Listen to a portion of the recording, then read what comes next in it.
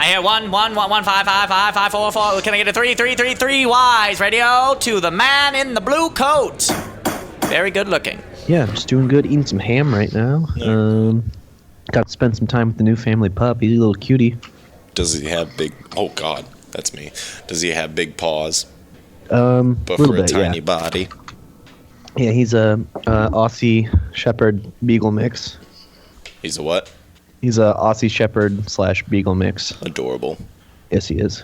There are never adorable dogs in Star Wars movies, are there? Unless you count Bispin the space monkey. Chewbacca. Yeah. Chewbacca's basically a dog. More on this debate on today's show. It's just an agreement. It wasn't much of a debate.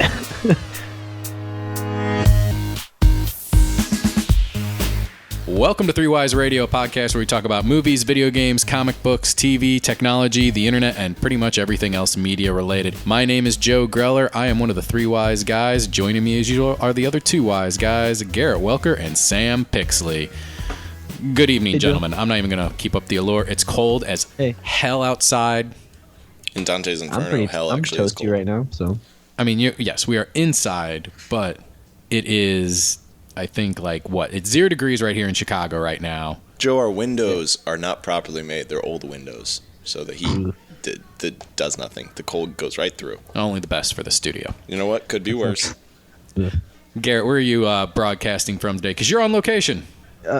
Yeah, location. I'm on Yavin 4. It's nice and great, you know. You sure? Yeah. Okay. No, I'm down in Farmington. It's like 15 degrees here. 15. There you go. Slightly warmer there. And as we were just basically the Yavin and all the Star Wars talk, Rogue One came out this week, so that's what we'll be talking about in depth, just like we did The Force Awakens, issue number 11, if you want to go back for that one. But because it is a Star Wars episode, means Bryan Schilligo, our senior Star Wars correspondent, who first saw these movies in a cabin in the woods. Yes, I did. From not this one. This one I saw in the movie theater, but good. The original trilogy. That is good. From Good, Bad, or Bad is joining us once again. Bryan, you are even further south in Cape Girardeau. What's the temperature like there? It is 14 degrees. I just checked. So it is my getting weather warmer. app. Yes, that's how the planet works. What are you surprised by? I thought, I don't know. We need to move. We're going to bring in a special guest from Florida, and you're going to be blown away that it's like 40 degrees. Maybe. All right, let's start with some headlines. Jesus. In the DC universe, Suicide Squad director David Ayer has signed on to do Gotham City Sirens, a movie starring, of course, Harley Quinn, Catwoman, and Poison Ivy. Probably. Probably. It's being written by Genevieve Robinson Duarte. As usual, I butcher names, so who knows. But she wrote on, I don't know if she's the only one credited, but wrote on the upcoming Tomb Raider reboot. So interesting. Didn't they cast someone as her? Who's Tomb Raider? Is it someone Daisy big? Ridley. No, it's not. They wanted it to be Daisy Ridley. I know. But it's another British lady that isn't Angelina Jolie, because she's crazy. She's also not British. Who? Angelina Jolie. Right.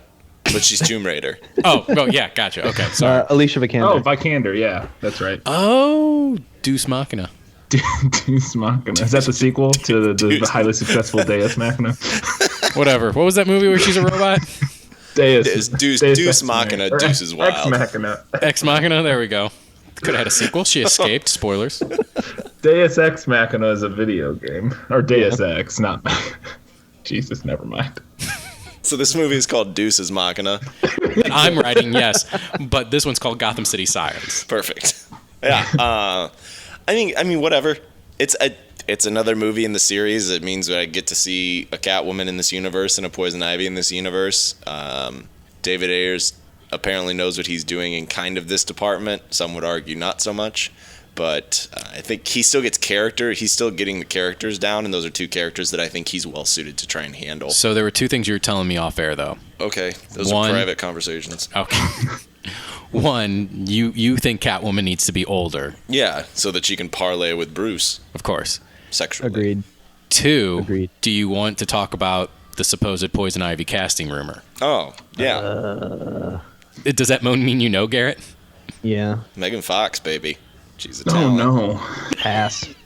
no, that's not good. Hey, again, has anyone ever challenged her to act? To be like, hey, act. Don't just be in this movie. Well, Michael Bay sure didn't. Apart from that, I don't know. See, that's what I'm thinking. That's what I'm thinking too. And I could see her giving a snarky comment to Margot Robbie and trying to seduce Ben Affleck. That's not a stretch for her. I could also see anybody trying to seduce Ben Affleck. Oh. And he'd be like, okay. But I don't know. I don't think it's my ideal, but whatever. They have not missed with casting so far, so Yeah. you got to miss eventually, right? You have to. Yeah, I guess. I don't know. It's a possibility. All right. I wouldn't want them to miss on a big role like this, though. No one's bigger than Poison Ivy. They got Batman. That's good enough. Touche. That's good enough for me. Moving on into some possible spin-off news.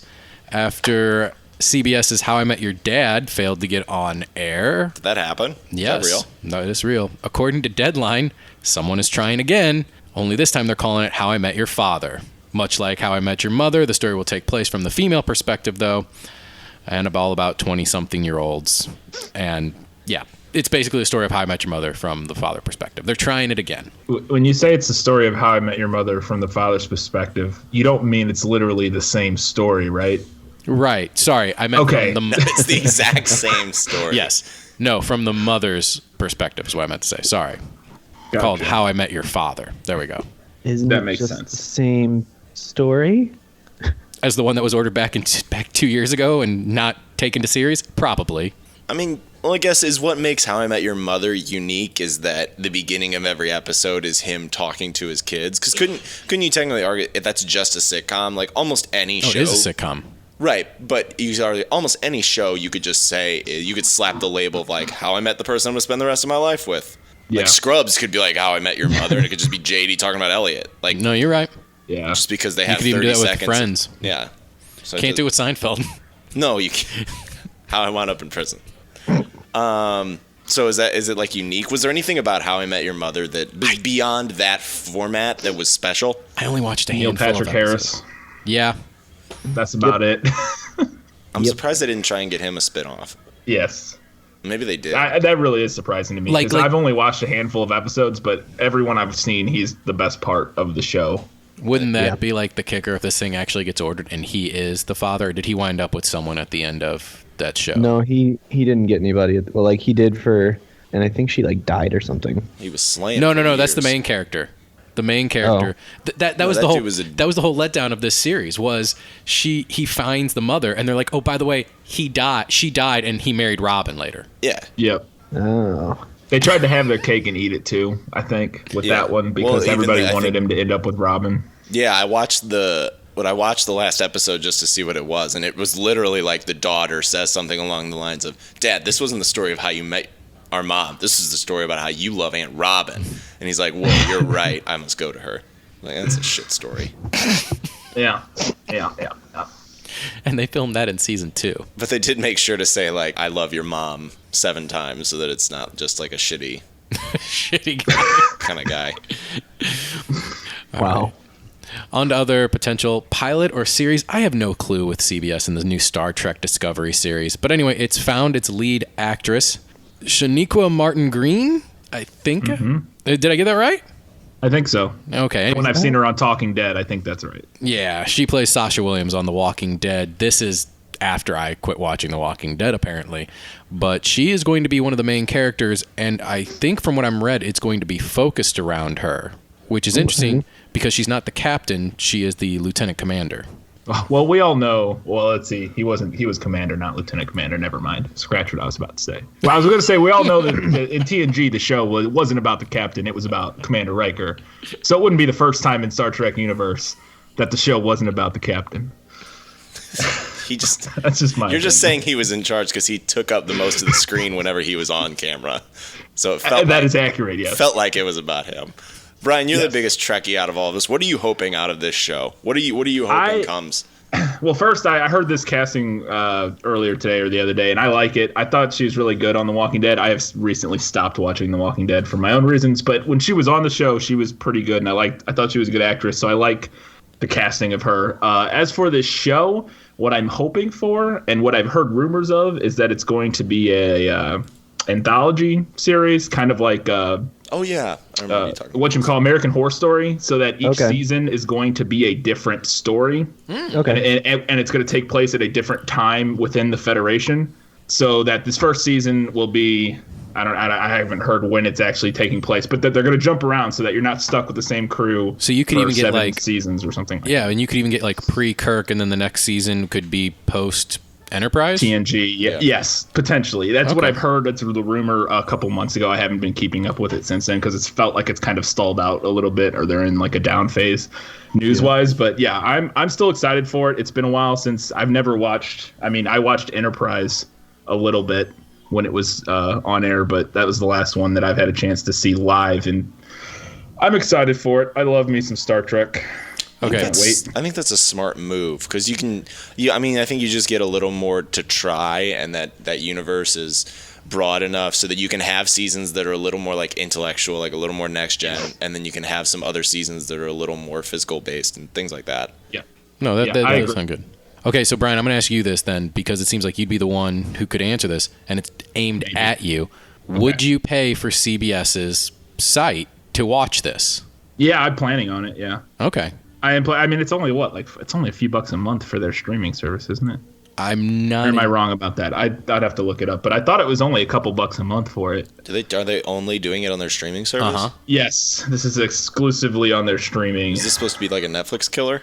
Yeah, this is supposed to be like their big one, yeah. Oh, that's not gonna. That's happen. like right now you can pay Yeah. to watch CBS Premium stuff, but it's just past seasons of all the shows. Instead of like Yeah. the normal Hulu 5 episodes that are up. See, now if CW did that, I would be on board. They'd have to carry everything post WB, and then I'd go for it. And UPN. Give me the whole shebang, Interesting. and I'd do it. Weird. So CBS All Access, sorry to jump in, is going to be $6 a month, and that gives you limited commercials like Hulu. So you can get $10 a month, you'll get it commercial free. Now I'll probably just get the $5.99 a month just so I can watch Cheap Star bastard. Trek and see if it's any good. And if it is, then maybe I'd, stay with it. But I mean, you could probably just chip in for it, and then when the season's over, bail out. yeah, cancel it. That's exactly what I'm going to do. Speaking of cancellations, there's been 2 cancellations this past week, none of which, though, were on normal television. Netflix has canceled Marco Polo after 2 seasons, making it the first Netflix original scripted series not to be renewed for a third. Reportedly, and this is according to The Hollywood Reporter, both seasons of the drama cost Netflix a combined $200 million to produce. Whoa, I just had a major deja vu moment. I'm pretty sure we've talked about that before. We talked about it immediately after we got off air last week. Whoa. Okay. Because I remember that being mentioned. Whoa, crazy. Sorry. I mean, I guess it's a big deal because it shows that they can fail. Not only Yeah. the shows they can fail, but like Hemlock Grove failed, but they still gave it a send-off, being like, hey, wrap up your stuff. Yeah, I guess that's true. It's definitely the first show that they said, like, yeah, just pack your bags and leave. Yeah. Completely done. Also, another brand new original programming situation. WGN has canceled their first show ever. Salem, which is currently in its 3rd season, will not see a 4th, making whatever the final episode of this season is the series finale. I've never heard about that show. Is it about sexy witches? It's about Salem in like the 1600s, witch Nice. hunts. Yes. You can still be yes, it's about sexy in the sexy witches. 1600s. I don't know. It has Marilyn Manson in it this season, Nice. so it can't be that sexy. Different strokes for different folks, Joe. Touche. They have that, and they had another one called Manhattan. That's about the Manhattan Project. Okay. Yeah. That- Sexy scientist. But that's all I know. So if they're already canceling like one of their only 2 shows, I think this is a failed experiment in total. Wait, what station is it? WGN. Okay. I haven't heard of either of those shows. You don't watch a lot of WGN, and I you don't watch live a in lot of Chicago. Touche. And now for the smooth sounds of 3 Wise Radio.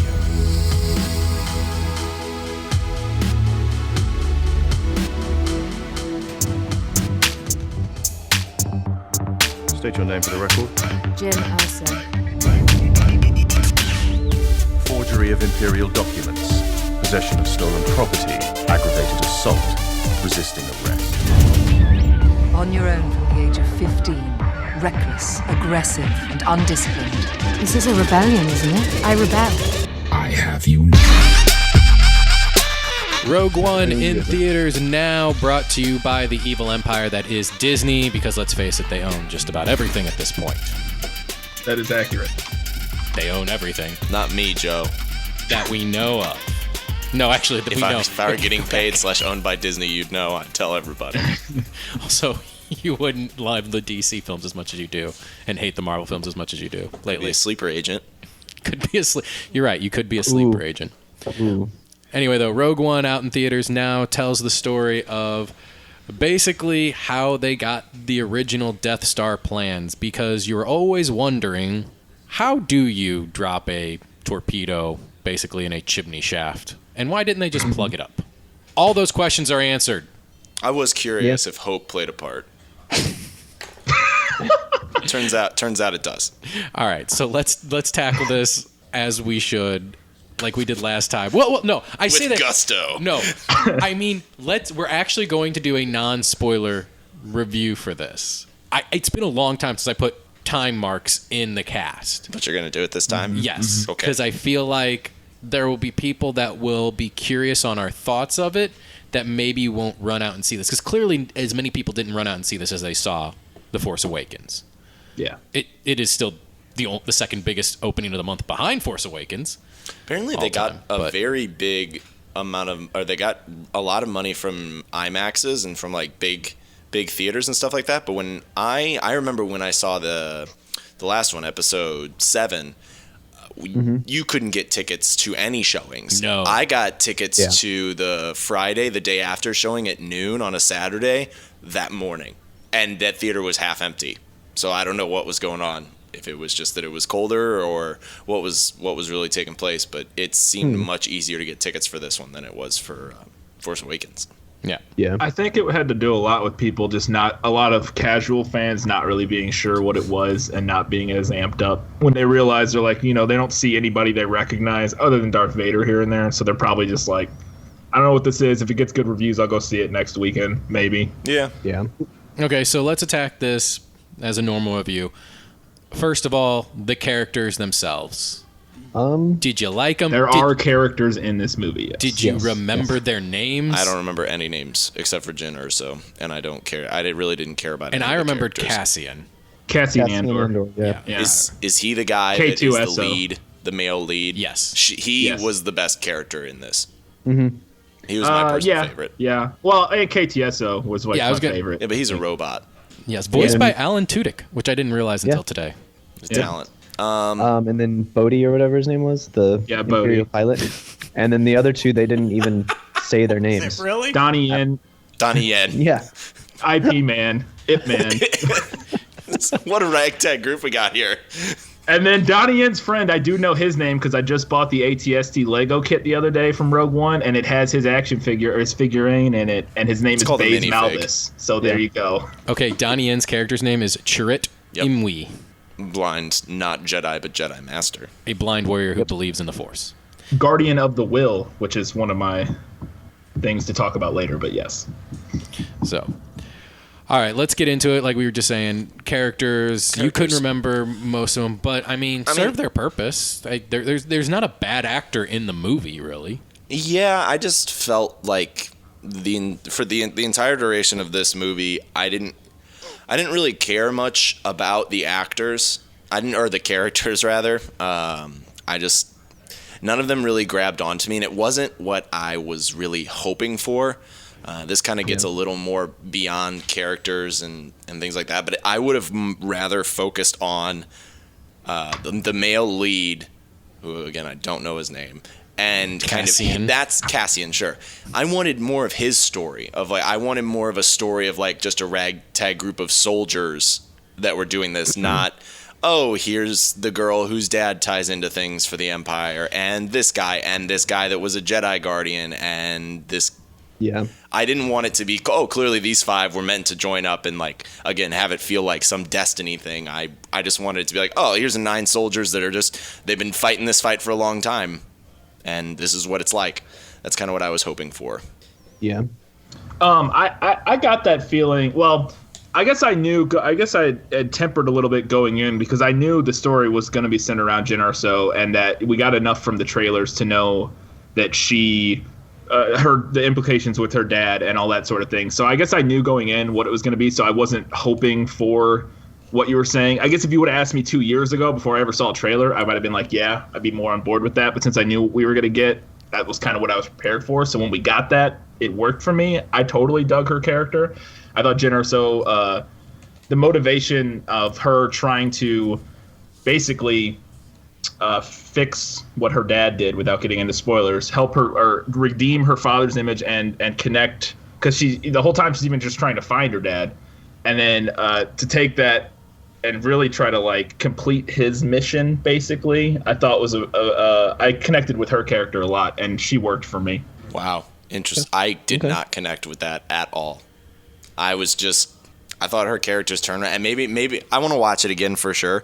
But on first viewing, for me, I get that she was trying to like redeem her father's image or things like that. But the turnaround time from I'm a rebel against the rebellion, like I don't really stand for anything, to like this fuel hope dream machine that is allowed to stand like at the Rogue Council or at the Rebel Council and be one of the three people that gets to talk. Speaking of rebels, did anyone notice that the line you see in every trailer, I thought this was a rebellion, so I rebel, was not in the film? Dude, there was so much cut out of that. So much not in the film that was in the trailers. Did that bother you? No. No, because we always talk about that. It seems like when that's brought up in other films, that's an incoherent thing of like... No, I'm pretty sure she says that in the movie. No, she does not. No, she doesn't. It doesn't have the word hope in it. And that's like the least offensive thing that was in the trailers that wasn't in the movie. Without getting into spoilers, there's one particular shot, I guess it's not a spoiler, there's one particular shot in the trailer of a TIE fighter coming up and she's on top of that tower. That is not in the film at all. Right? Oh, that's I equate that to when they showed the thing being dropped out of the plane. It's like, this is an awesome action sequence we're going to see. No, we're not. We're never getting this. I wonder if that had something to do with the reshoots, or if it was just to mislead you. Maybe, I don't know. That is an expensive mislead. Oh, yeah, it is. Yeah, that's true. Okay, no, that's good to see that somebody did connect with her character. And for her turnaround, real quick, the reason I bought her turnaround and so quickly her joining the rebellion and all of a sudden being not high ranking, but high enough to be able to talk at the council meetings and stuff like that, is her turnaround. I thought, like I said, she doesn't really have much love for the rebellion, but she has a shit ton of love for her father. And meeting her father again, seeing her father again, and finding out this information, it was all she had left to live for. If she didn't have much to live for anyway, she was just kind of a malcontent. And when she literally, her dad gave her something to do with her life, and that was what she was looking for her whole life until she met him after he was taken away. And that moment of it triggering her on this path worked for me. I thought they set it up enough with the beginning of the film to make, I don't know, it just worked for me with her character. Yeah, she took it and ran with it once she got it. Yeah. And one thing that I liked their relationship. I thought, great play. The spoiler, this isn't a spoiler, but they don't end up together, which is great.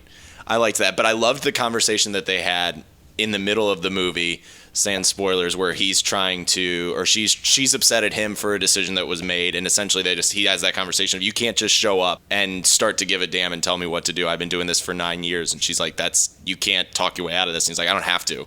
I liked that. Yeah. I liked that there was kind of that moment of like, I've been in this fight for 10 years. You show up right now and talk to me about morality and the right choices that are being made and what's good and what isn't. And nope, I don't need to have this conversation with you. Where it was just kind of a stalemate. And that's something that I really enjoyed about this movie too, is it did give the feel that like a rebellion is sloppy. There's multiple people that have different desires that want to go about it a different way. And I really felt that with this. And that, I think, shed a bigger light on the Rebel Alliance, which I thought was really cool. I would agree. I thought that was the strongest part of the whole film in terms of where it fit in the universe of Star Wars. Because I think my favorite thing about the movie is how it expanded upon the Star Wars universe while still falling into a storyline that we basically know. Right. And it is so close to the main saga storyline. But it still expands on the world and in a way that, honestly, even something like Episode 7 didn't really do much, where when we go to Jeddah and we see these fallen Jedi ruins, and this is all in the trailer, so this is spoilers, but the fallen Jedi ruins, and we meet all these new you kind of see this Donnie Yen's character and these idea of these guys who are like kind of like in a religion of the Force and guardians of the Force, but not actually Jedi and that sort of thing. There's a lot of new, interesting stuff that they introduced in this film. It exists in non-film literature and video games and TV, but in movies. And I thought that was one of the best things about this. And like you said, the rebellion, how the fact that they're basically terrorists. Yeah. More or less. And it's, one man's freedom fighter is another government's terrorist or whatever. And they really kind of made a good point of showcasing that in this movie. That it's more complicated than New Hope, where you show up and like, these are the dream team freedom fighters that are, they're clearly the good guys. And like, no, there's some bad people in this. Yeah. Ben Mendelsohn is the antagonist. As far as like... Oh, he was boring. Boring? He was fine. He wasn't great. He was just kind of, he's a Marvel villain, if you ask me. Just kind of, except he didn't go insane at the end. It was just kind of, he had to be there because he got angry at the end, but he had to be there because they needed somebody. So they put him in it. They needed somebody, and they didn't want to give all the screen time to a certain other couple people. Right. So they had to have somebody else. True. Okay, then I guess the last thing we'll go into is, before we get into spoilers here, K2SO as great as the droid, kind of in that same vein of like BB-8, R2D2. I liked him, but the only issue that I had with him, and I guess you don't need to write your way out of this one. And again, I thought he was great, but a little thing that bothered me is like, oh, we reprogrammed him, so now he's funny. That guy's cheeky now, because that's what happens when you reprogram an Imperial robot. They just start making ha-has. Yeah. It's like, okay. Yeah. Sure. Well, they generally, and because I think they tried to go for, and it did kind of devolve into just him making jokes. I think the goal was something like, what's his, HK-47 from the... the assassin. Knights of the Old Republic, where it's not so much that he's making jokes as his deadpan, cold delivery is funny. And like his sort of just logical assessment of situations is funny. Exactly. They just didn't succeed on that. Yeah. But also because in the Old Republic games, he was even more harsh. Yes. Like I can see how they needed to kind of even that out. And again, I'm fine with it. He was funny almost the entire time. Every time he was on screen, he said something that was humorous. And it didn't feel forced or like out of place. I didn't think so. No, I think there was maybe one that I was just kind of sick of him just always showing up and making a joke. But he got better on as the movie progressed, and then the first fighter droid too, to a certain extent as well. What's that? He actually fights in the film as well. So the first droid we really see in combat. Yeah, it's not a battle droid. How dare you? R2D2 zapped R2D2 that one guy that one time in episode 2. You're right. I'm sorry. The body count, though, is way in favor of K2SO. That's accurate. All right. And with that, let's get into some spoilers. We're going to go through the plot of the movie for you here, and at the end, we'll tell you whether or not we think you should see it. No, because you know what? It's a Star Wars movie, so people are going to go see it. Yeah. Let's judge, based at the end of the movie, whether or not this was a good kickoff to the anthologies, basically. That's the biggest thing for me. Sounds good. So we'll judge whether or not this was a good first step into this territory that's going to happen until we die, basically. Yeah. Sadly. All right, so we open up right away. So from here on out, spoilers. Come back to the cast if you want. If not, listener beware. So we open up right away. We get the first title card a long time ago in a galaxy far, far away, and then we think it's going to say Star Wars, but instead we actually just see an Imperial ship approaching a planet. We're right into it. There is no scroll, no John Williams score, none of it. Yeah. Did you guys like or hate that before we get into the story itself? I liked it. You liked it? I liked it. Yeah.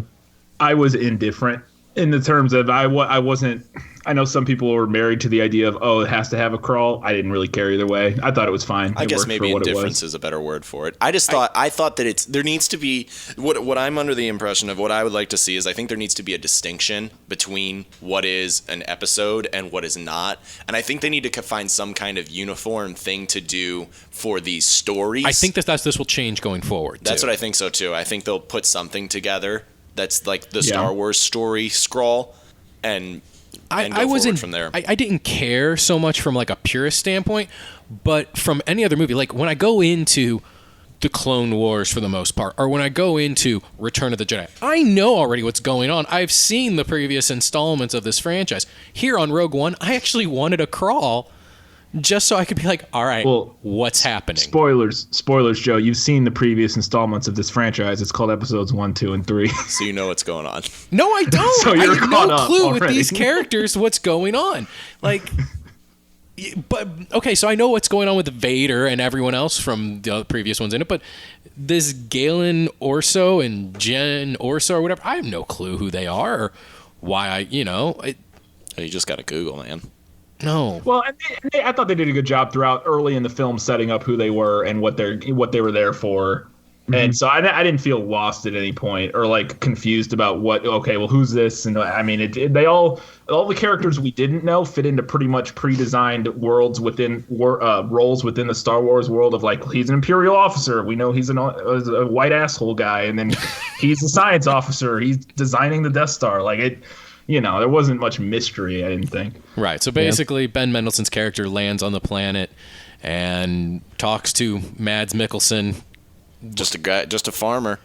So we think. Just a crazy farmer. No, he's the man. He's the man who came up with the plans to the Death Star, and who knows when this takes place in the timeline, but it's almost reminiscent of Inglourious Bastards to a certain extent, like a friendly Imperial officer coming in, being like, "Oh, hey, how are you?" And then it's like, "Oh, I'll kill all your family if you don't come help. Yeah, and do what I want." So, and then we have the little girl running away, which is Jin, and turns out to be, I think I've said her name 5 different ways already in this. Running away, who turns out to be the hero of our story and the lead in the journey we're going to go on. That was all okay. That was a fine intro. My only problem with that is that I thought that was the prettiest and most unique planet that we had seen in the movie. Yeah. And I would have liked to have seen stuff happen on that planet instead of on not Tatooine and like other places.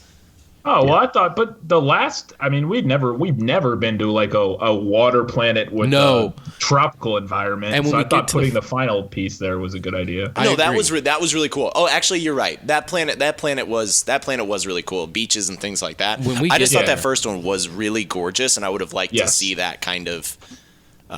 Did he even get a name? World. No. That one didn't get a name, and then the lava planet later on. No, that's been confirmed. We all know what that is. That's Mustafar. Yeah, it's. Oh, was it? Yeah, or whatever. Okay. Basically, it just talks about how much of a narcissist Vader is. Anyway, so Sam, take over here because I'm going to be honest. This is the first time I nodded off. You fell asleep twice. Good for you. Oh my God. So she escapes. Her friend gets her out, and then she awakens, and she's in prison anyway. So who knows what happened? Yeah. But and then it just basically becomes a breakout. And this is the point where I think it gets a little tricky for a lot of people. I know I personally thought there was a lot of jumping around in this first third.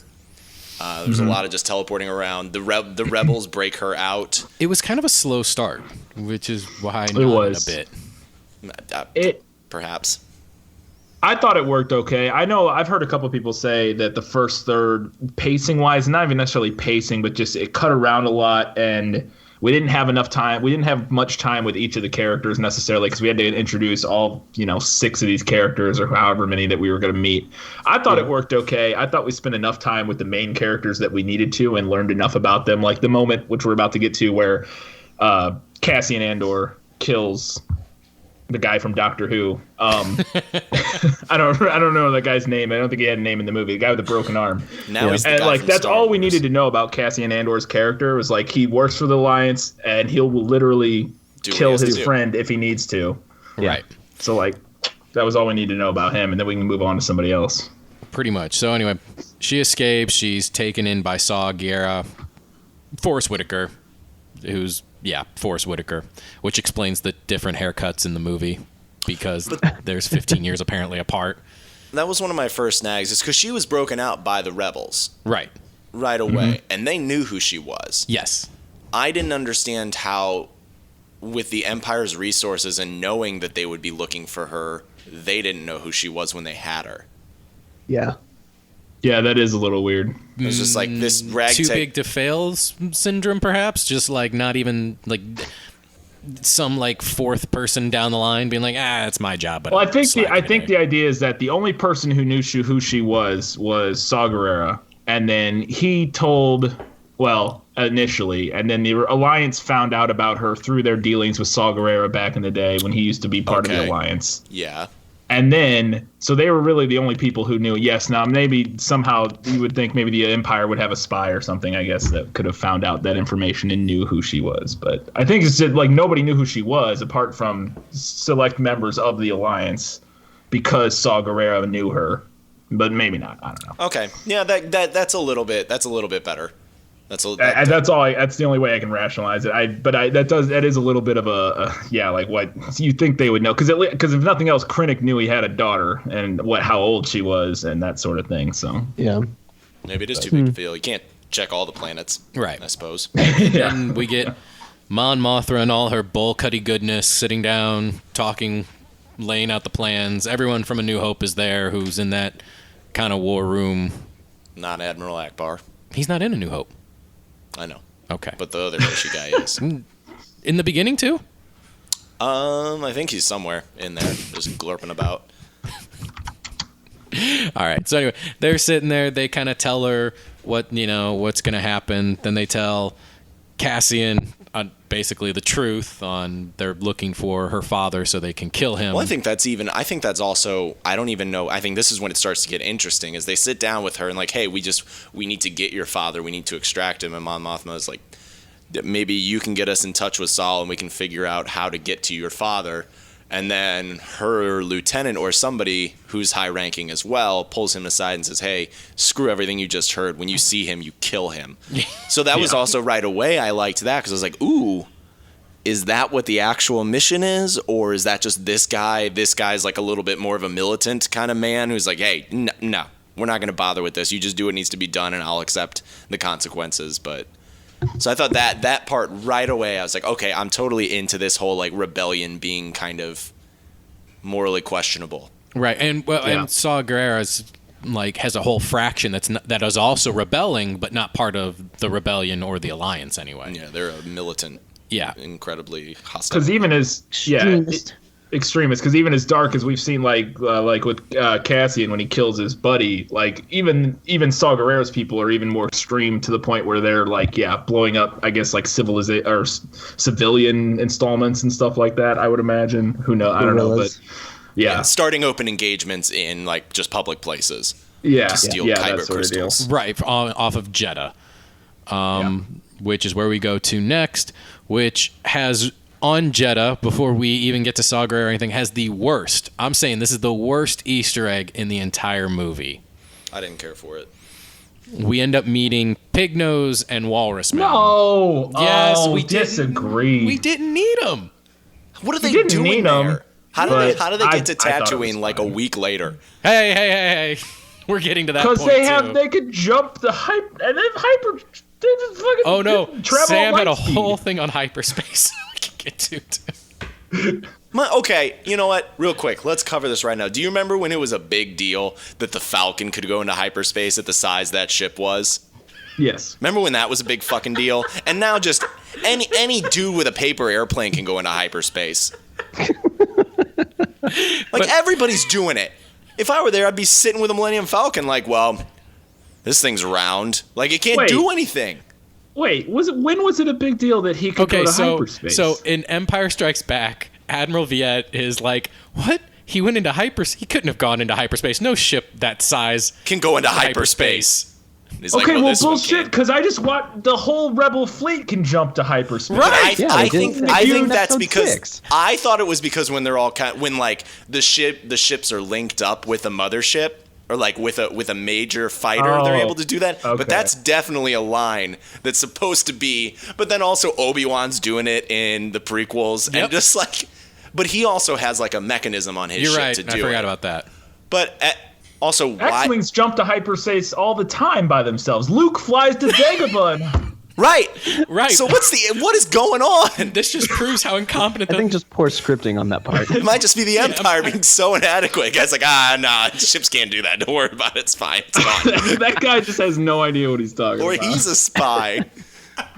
I'd like to imagine there's a guy behind him on the bridge like, what are you talking about?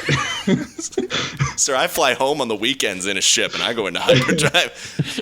No, but the two guys, I just wanted to know at what point in the next week were they like, I'm not digging this sand planet. Let's go to another sand planet. Well, they're outlaws. They had a job. They had to go to another planet. It's the biggest hive of scum and villainy in the galaxy. So what are they doing on Jeddah? I also didn't don't like think it was in the next week. It was like in the next 10 minutes. Like, hey, we should probably leave Jeddah. So I said my biggest thing with them is how the hell did they get off of that planet in the next 5 minutes before it blows up? Yeah. Yeah, that too. I didn't even think about that. See? So it's fucked up. It's wrong.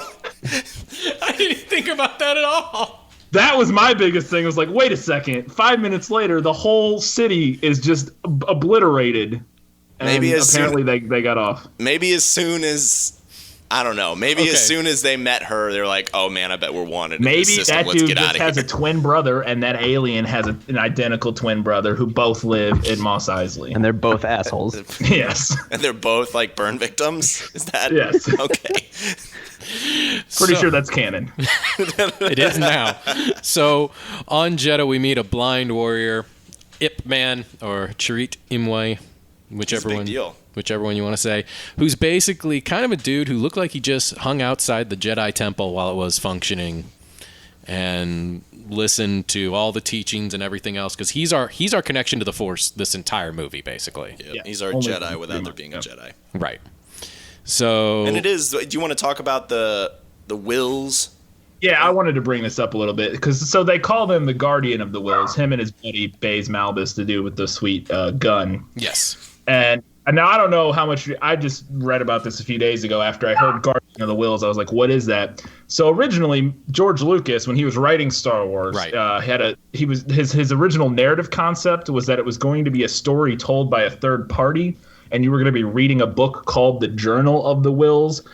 That was basically the third-hand account of the story of Star Wars. It seems like they made the right choice in scrubbing that part. Well, so kind of like basically like if you were reading the Bible and like Han Solo is like Jesus or whatever, that sort of thing. And they scrapped all that. But so the wills is like kind of, and he used a lot of the influence from that for the Force and that sort of thing. So it's kind of a throwback to that.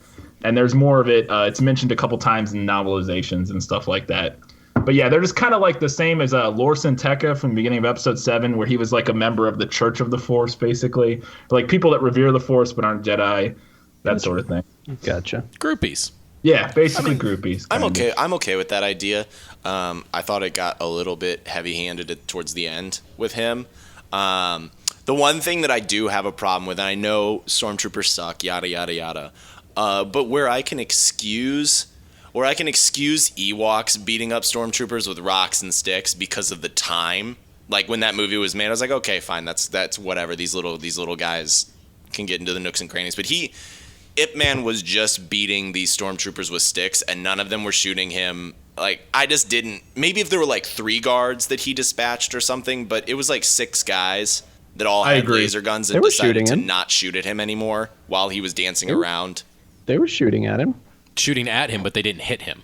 It was because he was using the other ones as targets. That was good. But there's just, and I think there's just something. It's a classic scene that I know we see more and more of now. If you watch Arrow, apparently not this season though, but you just get shots that always distract me. But I guess it's because I'm looking for them. Where you have men with guns running in the background. Running at people with melee weapons so that the people with melee weapons can hit them without them firing a shot. And there were 2 shots where that happened, where it's just like a stormtrooper's like hustling towards the guy to like lean in front of him with the gun so that he can get hit. That always throws me out of a fight scene, and it happened a couple times. No, I would in that one particular first fight scene with him, I felt the same way, where it was like there was so many of them and it was such an open environment. I'm like, why are nobody shooting him? Why he's just running around beating up all these dudes? It looks cool. I agree. It looked cool, looked badass. So anyway, while they're on this planet, while all this is going on, Ben Mendelsohn is meeting with Grand Moff Tarkin on the Death Star, and Grand Moff Tarkin's basically like, I'm going to be the governor of this Death Star, and you're going to be working for me. And he throws a fit, and Tarkin's basically like, I'll let Vader deal with that. Yeah. So Can we talk about Tarkin? we Yes. can't, Yeah. because, okay, two things. One, that looked amazing to me. Yeah, it was all prosthetics. It wasn't like CGI'd. It was That prosthetics. is 100% false. Who was talking? Garrett, what are you talking about? That was Was it? all CGI. Yes. Yeah. No, I read an article that a lot of it No. was a No, lot okay. of it was like prosthetics and makeup. There might have been a guy with prosthetics and makeup that was like the base of that. Yes, that's what it rendering. was. But that they was hired Peter an Cushing. actor and put prosthetics on and then used CGI to. To finish it up. Yes. That was Peter Cushing. And the interesting thing is, not only did it look amazing, I think early people are saying he has more screen time in Rogue One than he actually has in A New Hope. Yeah. I'm shocked that this was as big of a thing, because this is a big deal when you're going out of the theaters. That's one of the big things people are talking about is apparently a lot of people thought he looked like trash. I saw a lot of people saying, "Oh, he looks like a past generation video game character." I was very impressed with. I knew he was fake because of whatever that. Because the dude, Sudden Valley or whatever thing where you're not supposed Uncanny to, Valley. Uncanny Valley, where you're not supposed to be like, that's not a human, get away from me. But I thought he looked great. it's the best one we see. It looked better than the Tron stuff we saw, 6 years ago. It looked better than Robert Downey Jr. earlier this year in Civil War. I don't know if it looked better than Robert Downey Jr., but maybe it was close. I thought it did.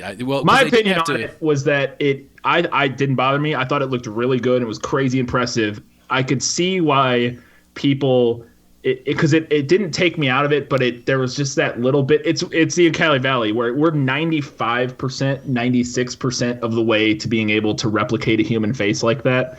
And there's like that 3% that's just off enough that you're like, But then that looks a little 3% weird. gets like way overshadows the rest and just makes you feel uncomfortable.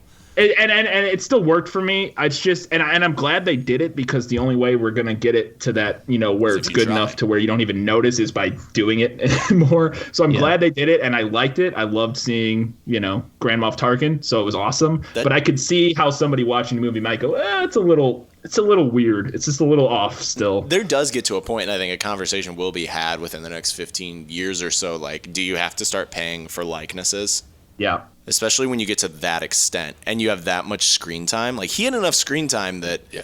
That's what I said. I'm pretty sure he had more screen time in this movie than he did in A New Hope. And Peter Cushing's been dead since like 1978. I don't know if you give it to gone the for a while. estate or something, but I don't And know. I think even more the interesting discussion, it's one thing to do what they did in this movie, to take a character you already had, use some of its footage you've already had and then stuff like that, and to make him be the character he already was. We could get to a point where, in the next big blockbuster, somebody's like, well, we want Leonardo DiCaprio, but we're not going to pay Leonardo DiCaprio. Right. just We're make him. gonna make Leonardo DiCaprio. It's going to get really interesting. Well, they'll probably happens when cite the technology Ellen gets- Page video game thing or whatever. Didn't they already have a ruling on Yeah. that? Yeah. I think they settled with her, but I could I be agree. I wrong. think they I did. might be. So we're That not. game was we're not, brilliant, We're so not they too did it. far out of the way on that. But anyway, so Tarkin's basically like, we'll let Vader handle with him. We just want to test the weapon because Ben Mendelsohn really just wants to start blowing up planets. Yeah. He just really That's has what you do with the Death Star. What else are you going to do with it? But he's testing it. Like, I understand where they're coming from. It's like, let's not say we're going to blow up the planet and then it doesn't work and everyone knows we just have this floating ball right. of But uselessness. if you blow But up the if we planet- test up the city, the other side of the planet may not even know we've done it yet, and we can just kind of scoot away. And I bet they knew. It's still under. But you can't blow up a planet, because then when you do a test and blow up the planet in A New Hope, Right. it's like, we're doing a test. She doesn't know it's the second one. Don't tell her. Yeah. So, yeah. I did find that was weird when they're like, oh, we have the Death Star. It's like, okay, let's blow up this planet. And I was like, hey, those people are still on the planet. They got to get out for this movie to keep going. It's like, hey, it's not a manifesto. Just blow up that city. It was like, oh, didn't even they know the wanted to Death blow up Star a moon had instead of a power planet. settings. So, right before this happened, they finally find Forrest Whitaker's character, and he is now basically a poor man's Vader at this point. Because he's a robot, man. And he has, well, you thought he was getting high, but Maybe. he has like an oxygen mask that he has to keep pulling and breathing out of as well. And they reconcile kind of, and it's like, hey, I've got a message from your father. Here's a hologram, because that's how messages are passed in this universe. True that. And he's basically sitting there saying, hey, I've got a way to destroy this thing, and I went to go build it because if I didn't build it, someone else was going to. But if Without I build it, consistency. I can put in a weakness and tell you guys about the weakness so you can destroy it. It's how that's exactly what it was. the chimney got invented, basically. Yeah. I thought it was interesting that was their because that's been a joke for years. Right. Like, I mean, Family Guy did it and everything. And it's just, I thought it was interesting, but I thought it worked, and it didn't seem like, It didn't I was seem kind of hokey. surprised they did that, but it didn't seem like, I don't know, I thought it worked. Yeah, I agree. It was a good job retconning that problem. Exactly. That might be one of the most well uses of retcon ever. Is just Yeah. you took an extremely dumb plot point to a certain extent where it's like, come on, it's basically a butt of a joke, and then you changed it into being like, oh no, it's a really cool plot device in another film. Yeah, and I think a lot of that also it's what you said, and it's talking about earlier. You said you used it as more of a joke, but it's like too big to fail. It was designed as an oversight to be like, I made it so small, so unlikely that that people wouldn't notice it. Yeah, I bought it. I bought into it. Titanic. Yeah. So Real quick on go. Saw Gerrera before we jump forward. One of the things I liked about Saw Gerrera, and you mentioned he was kind of like poor man's Vader. You said, I think that's on purpose. I mean, very clearly on purpose to as another way to demonstrate the difference between the Empire and the Republic. He literally is Vader, except Vader's the guy who got really good health care, and the rebels with their shit healthcare system. They've got Saw Gerrera hobbling around on a peg leg. or breathing maybe out the of an- Empire only gives good healthcare to the 1%. Yeah. We need reason still to a certain extent to hate the Empire because I'm going to be honest, for the most part, I never really hate the Empire. I just kind of hate the Emperor. So you want it to fail because of him? Well, The no, rest of me I is just kind of thought- like, And this was I think it was my favorite, and I think this happened right around this time, but one of my favorite lines in this movie that basically, it was the part where I liked Felicity Jones' Jyn Erso the most. I really, for some reason, it did it for me. There was the moment when she was essentially like not going to join the Alliance and was like, nah, like this isn't my fight. Like I don't care about this at all. And he's like, don't you care about stopping the Empire? Like, are you okay with letting the Imperial flag rise above every world? And she's like, it doesn't matter if you don't look up. Like, to Yeah. me, that was a really strong line. And I was like, that's really good. That's good writing. Thoroughly enjoyed that. So let's get to what is possibly the worst writing.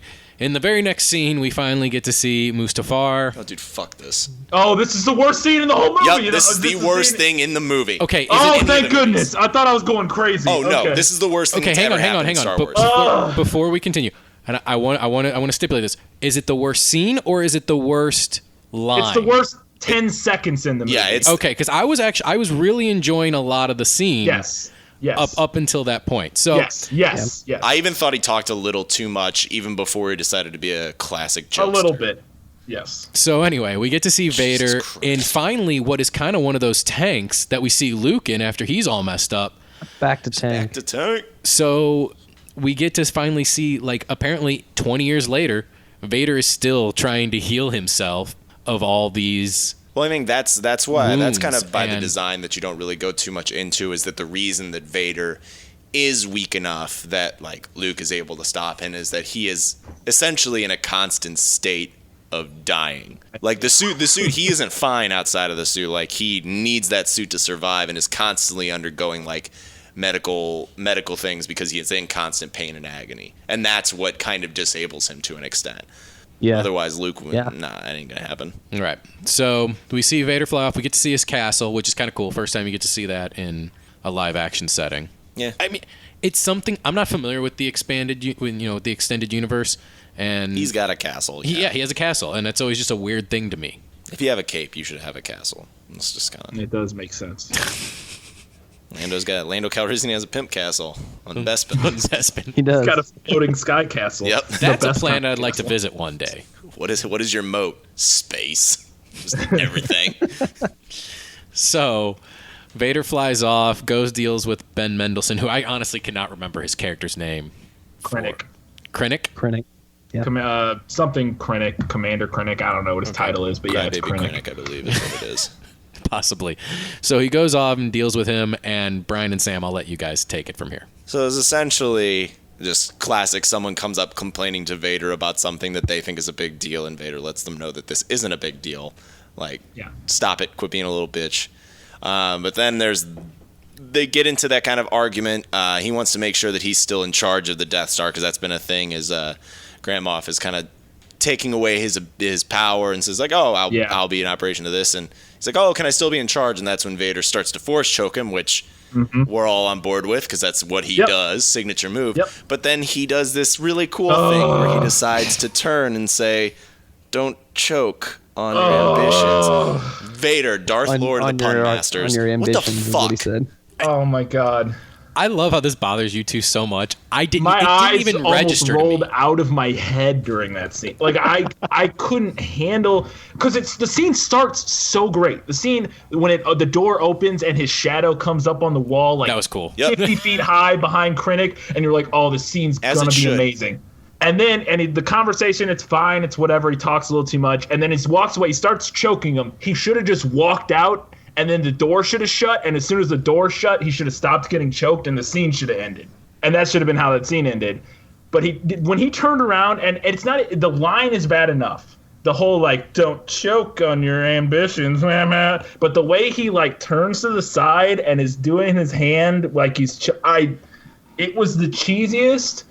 I was so blown away with how that made it past test audiences, and anybody in the studio and anybody who watched that thought, yeah. No. That looks good. That's great. That's so scary. It's not scary. It's awful. It's the worst. stupid. It looks ridiculous. That is the worst 10 seconds in any Star Wars movie. I will only contest that with anything that any of the conversations between Padma and Anakin. I talked to my younger I still brother. say no is the worst thing. No, I talked to my younger brother before this happened, and I said that it was the worst, and he said even worse than the conversation about sand getting everywhere. Yes, even worse. That's not a bad conversation. Than a Sand does get conversation everywhere. about any of it. Like it's just so. It was bad. It was awful. I was astounded because there was the only thing like that in the movie. Yes, but it made me question a moment later in the film because I just want to jump ahead real quick to the very last scene. No, because if you're gonna do that, I'm gonna go on a tangent so fine. because that's my biggest problem with the movie. Oh, well, that's not a problem I had. This made me worry about something that I thought was going to happen at the end of the movie, and it didn't happen. But this made me worry. Okay, about then it, sorry, go how ahead. cheesy this was. Sorry, let's go. Let's move. No, Okay, go. we'll get to it. Okay, we'll get to it. So anyway, God, wow. Yes, it was so bad. I couldn't believe it. It was. I'm trying to be more open-minded about accepting things, but I will not tolerate that. No. So the rebels travel to Other planet. Adu. It's the beach planet, right? Edu. Which is a dope planet. It is a dope Yeah, planet. Edu. And this is where the battle takes place. Still to this day, you can't have a Star Wars movie, apparently, which I'm curious what's going to happen in the young Han Solo film. Because for every Star Wars movie, there is a major war battle that takes place. And this movie is no different. We just jumped a huge. You chunk of jumped movie. ahead. You skipped Edu talking about the battle. Yeah, we. Oh, I thought Edu where we was the go planet. Never find your mind. father. Edu's the one where her father's on. Oh. The stormy, rocky planet. Rocky Camino. Did you fall asleep? This might have been the second part. I fell So asleep. they get to the planet. They figure out where he is, not where the plans are, but where he is. Mm-hmm. And so now we get to the point where it is time for Cassian. That's a beautiful name. Guy Fuck. I think you should call him Guy Fuck from now It's on. time where Guy Fuck Diego decides. Luna's his actual name, if you want to go by that. Yeah. He sets up a sniping post and has to make a decision. Is it time to kill, or am I going to kill this guy? Am I not? Meanwhile, Jyn Erso is also going to go see her father after Force-sensitive guy was like, the Force darkens around a man who's about to kill a person. Good to know. And then they kind of get into a little bit of a kerfluffle there. Which, again, this gets to why I liked the Rebel Alliance so much in this movie, because while that was happening, they said, hey, don't bomb this place yet. And the guy was like, fuck that, it's too late, bomb the shit out of it. And they're like, okay. Yeah. So the rebels were going to bomb and kill all of them regardless of what they were doing anyway. So I was awake for this part because it's right before they shoot all the scientists, right? Yeah. Okay, I saw Yeah, that. this is the part where This is that. Yeah. This is that. Yes. Okay. I felt so bad because I'm like, oh, here comes all these old... Like, you knew immediately what's going to happen. It's like, call your scientists up here. And it's just like these old, like... hobbling out he's there. like, oh, no! They're already shaken before. I do enjoy that in Star Wars there's no, like, scientifically intellectual youths. It's just all old men. Except for Daisy Ridley.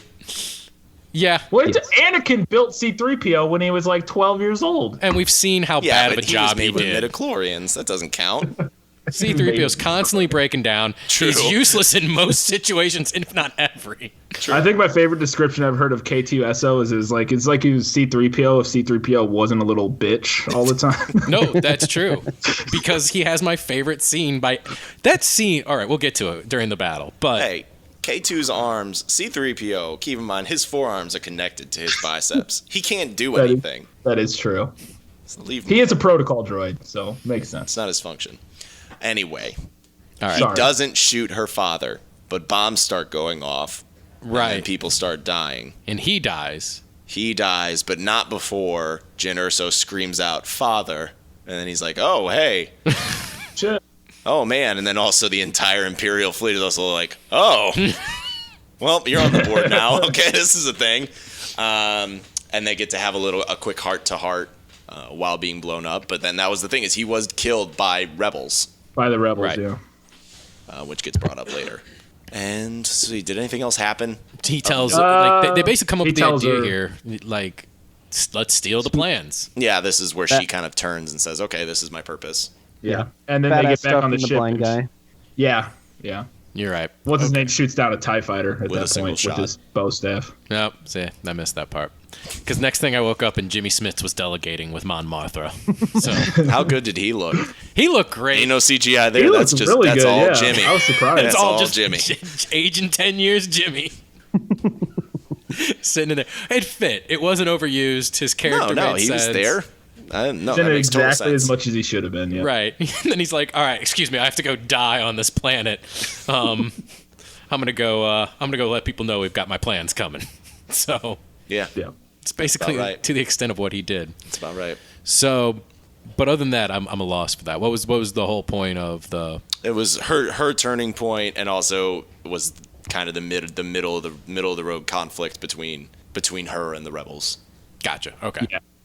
Well, it was their plan to get him so that they had evidence of, because otherwise, if they didn't have, well, I mean, they were going to kill him because they didn't care. But the initial goal was that she thought was to get her father so she could bring him back so that he could testify, yes, there is this weakness in the Right. Death Star. So Because, proof. like, Cassian doesn't really believe her, and they're like, should we trust you?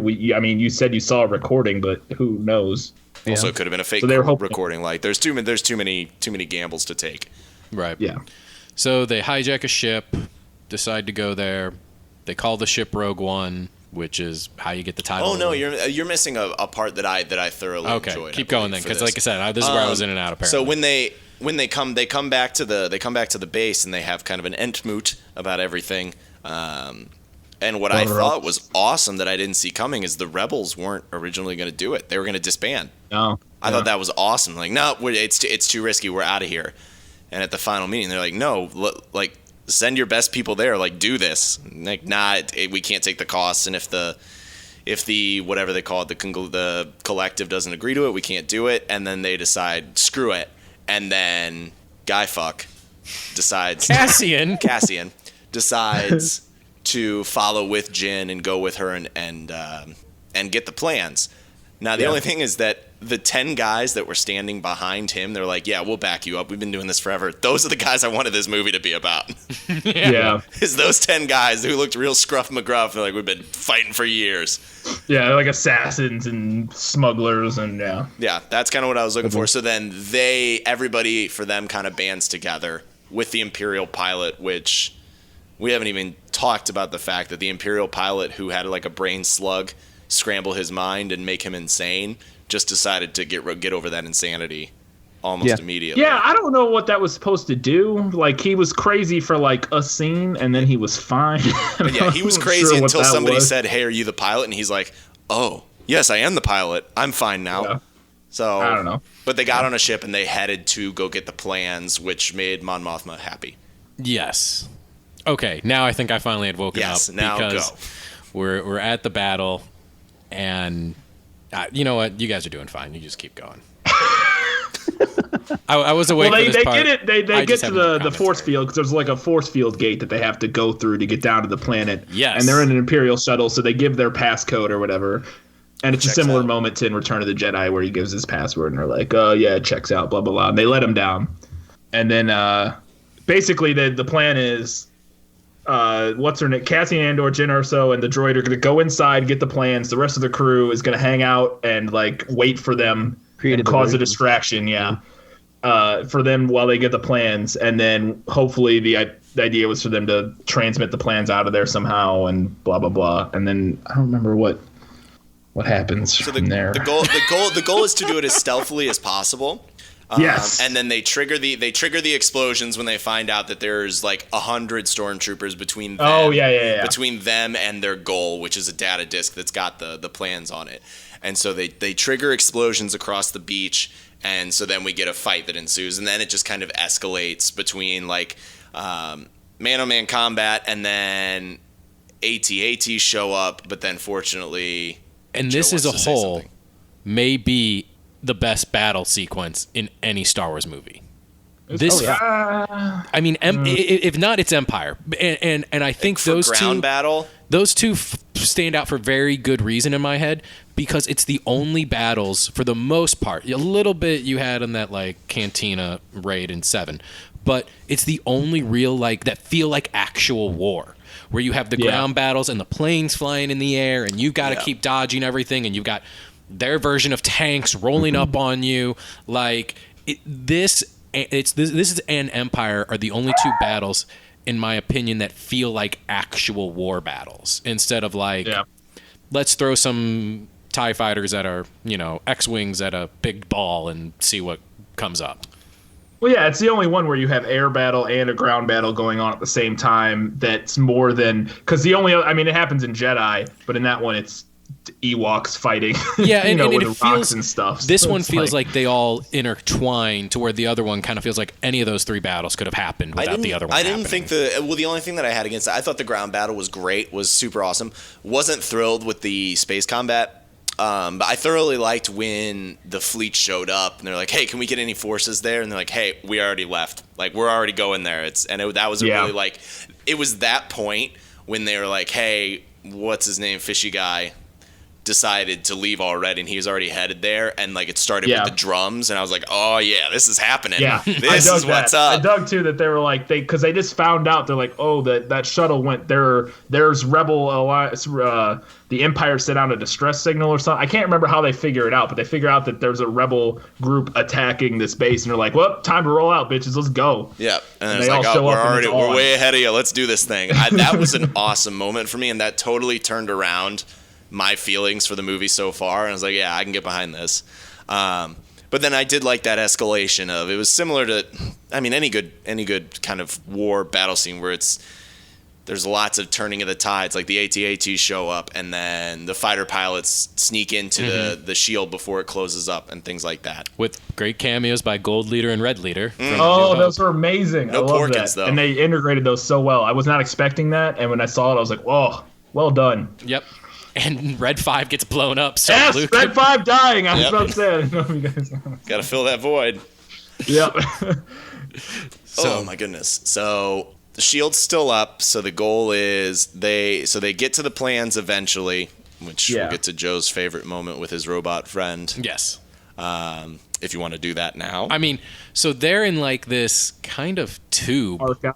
It's like a big archive station, yeah, where they have to literally pull out these plans by hand. I thought I get why they did it for visually, but I thought it was incredibly stupid practically. Yep. Oh yeah, no, I agree. Yo, just download that shit. Don't It's a hard drive. They say it's a hard drive. Just pull the info off it. Why do you have to? Okay, whatever. Because then you don't get cool arm thingies.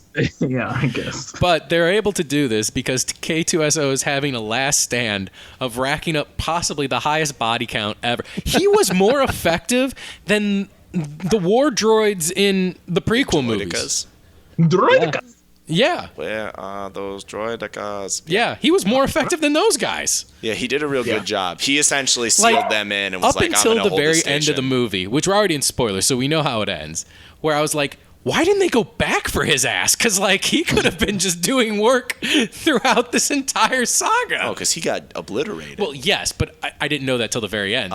When he, gets all shot up there after taking down like 30 other guys. It's like, oh, why did no one go back for this killer droid that's just going to just melee the Empire on its own, apparently? True. But he gloriously sacrifices himself, and that was a good scene. Yeah, that was a really good scene. Yeah, his going out scene. So essentially, there's two objectives. We have to send the signal, but in order to send the signal, we have to open up a hole in the shield. Otherwise, we're not going to get the signal out.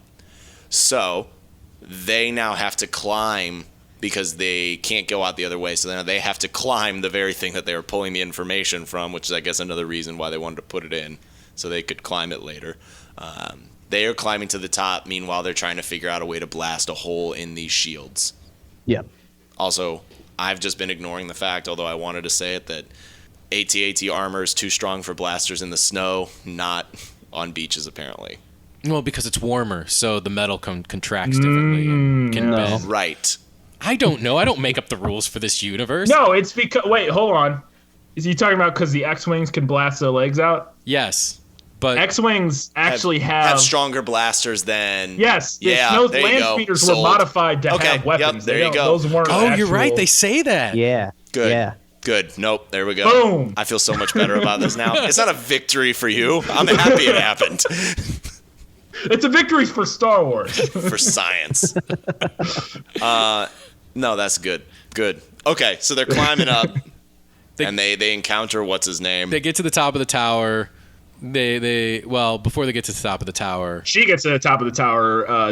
Cassian falls. right? Gets Oh shot. no, did he die? Probably not. Oh, well, he didn't fall all the way down, so we knew. Yeah, we saw that. We saw that he.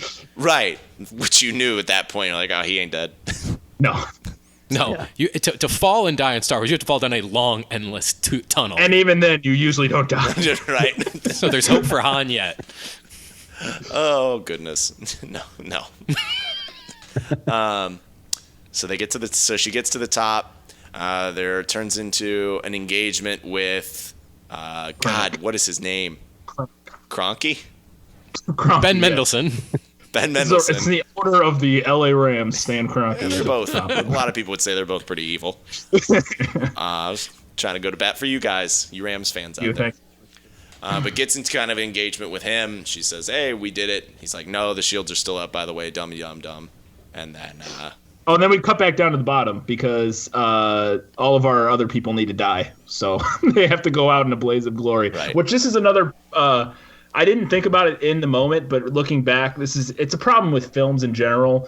It's kind of a cliche, but it happened a lot in this movie where everybody dies the second after they accomplish their purpose. goal. Yes. Yes. So like Bodhi has to connect to the comm tower to his shuttle so that they can teleport to, or not teleport, communicate with the Rebel fleet to try to blow up the. No, it's force field. it's to upload the plans, I thought. No. They have to communicate. Yeah.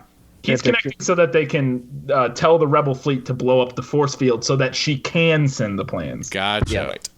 But also, you could also argue that they die at those points because the objective that they needed to do was a high-risk situation. Yes, that's fair. And the alternative, which is them dying right before, is not the best option in terms of getting the story to wrap But it was up. just really like Bodhi connects the cable, grenade in the face, and then Donnie Yen flips the switch, blown up by a grenade. Just like he does. He instantaneous. flips the switch, and then the Force immediately abandons him. This dude is just like strutting out there, going, "The Force is with me. I'm with the Force," and no one is shooting him. When there was just a hail of laser fire, but nobody shoots him. And then, the second he flips that switch, after fumbling around for it because he is blind, he just gets destroyed. I love that the Force gets him to know exactly where to walk and keeps all the lasers from hitting him, but can't give him the presence of mind to know where the lever is. Yeah, where the appropriate lever is. He's got to figure that one out for himself. It's 'cause I feel like the Force is too big to fail on this one. So, Oh Lord.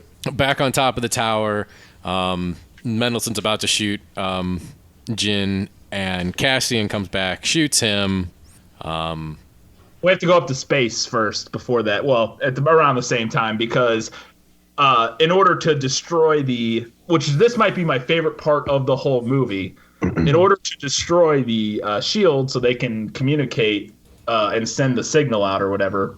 So in order so they can send the signal out, Mon Calamari, I don't know not Admiral Akbar, has a brilliant Admiral idea. Raddus is what it is. Is that his name? Okay. Yeah.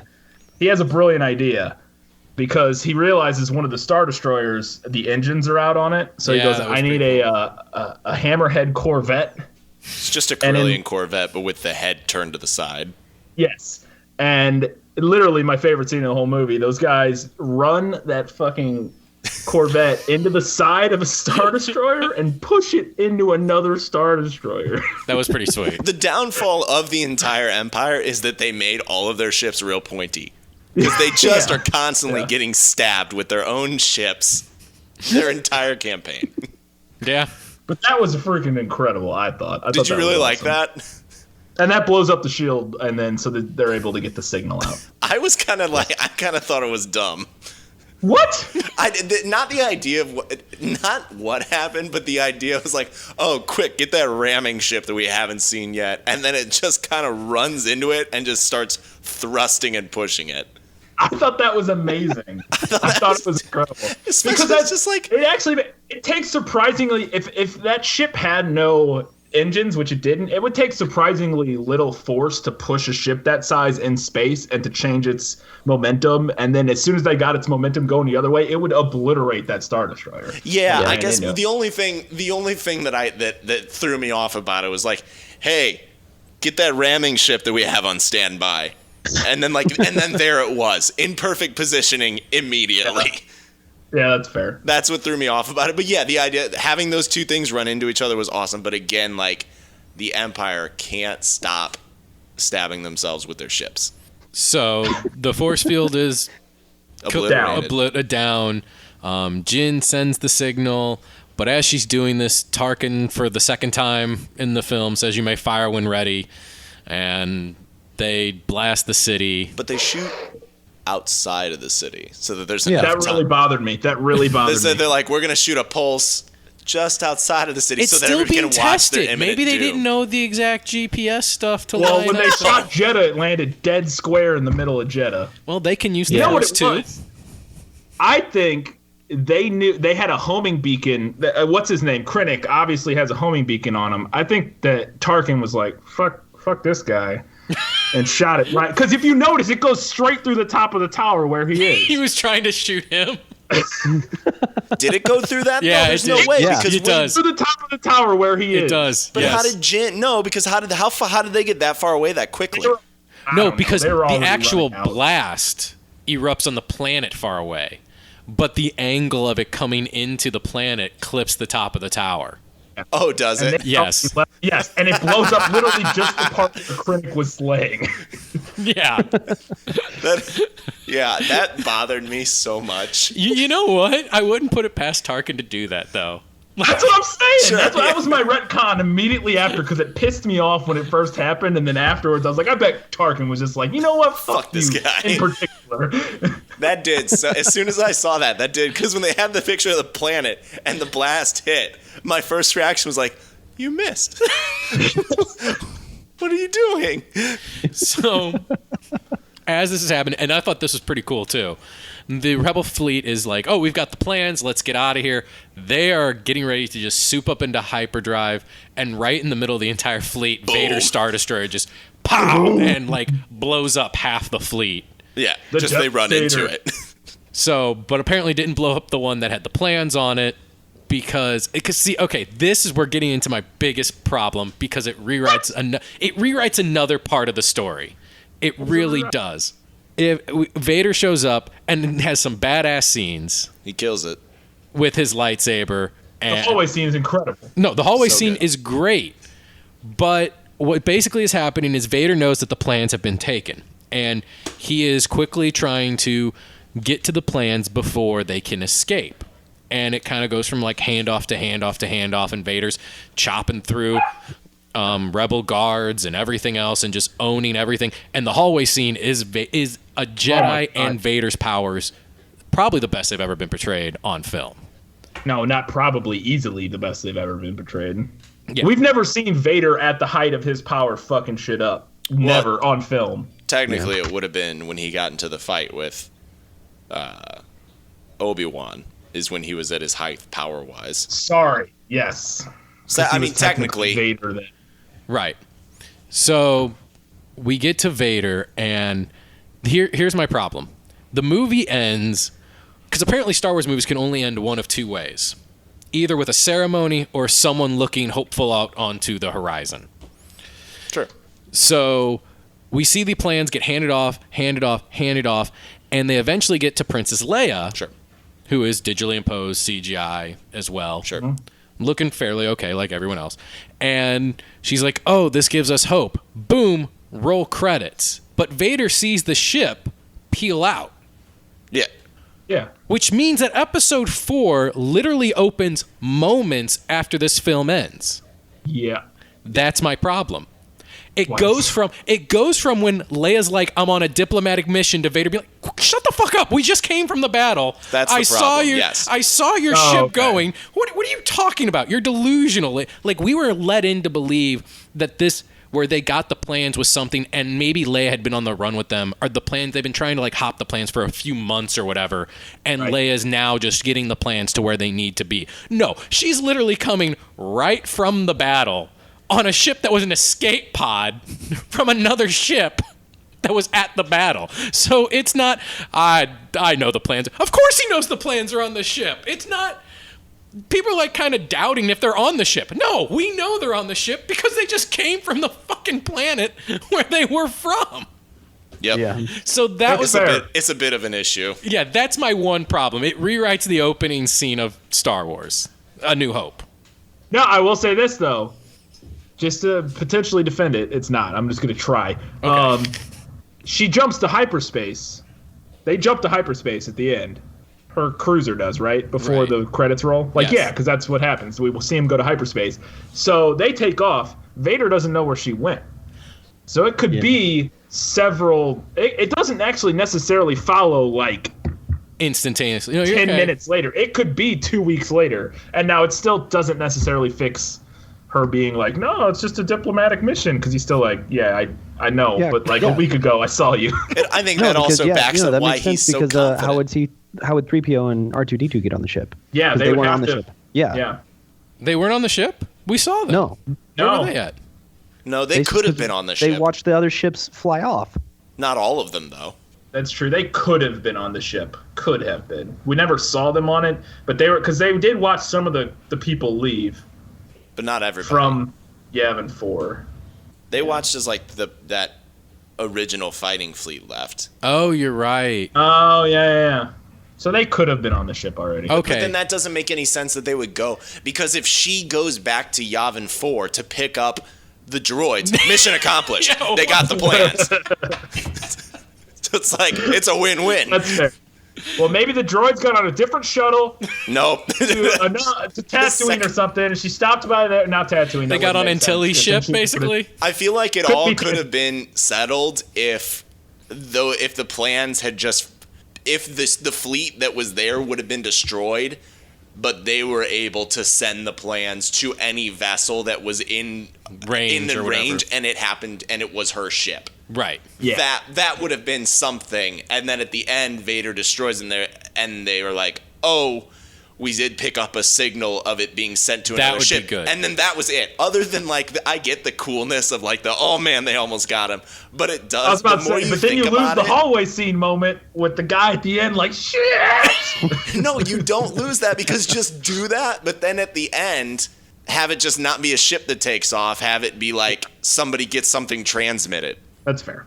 Like, just do that, because the more, and that's the thing, I think you just have to, in order to be happy, you do have to maintain a little just stupidity, because the more you think about that ending, the worse it gets. Oh, yeah. And it's like also in the beginning, too, if Michael, I'm trying to think. Clark Duncan. Michael Mikkelsen. Myers. No. Mad Mikkelsen? Mad Mikkelsen, sorry. Thank Yeah. you. I was also like trying to think of his Star Wars name while I was saying it. But Galen. Thank you, Garrett.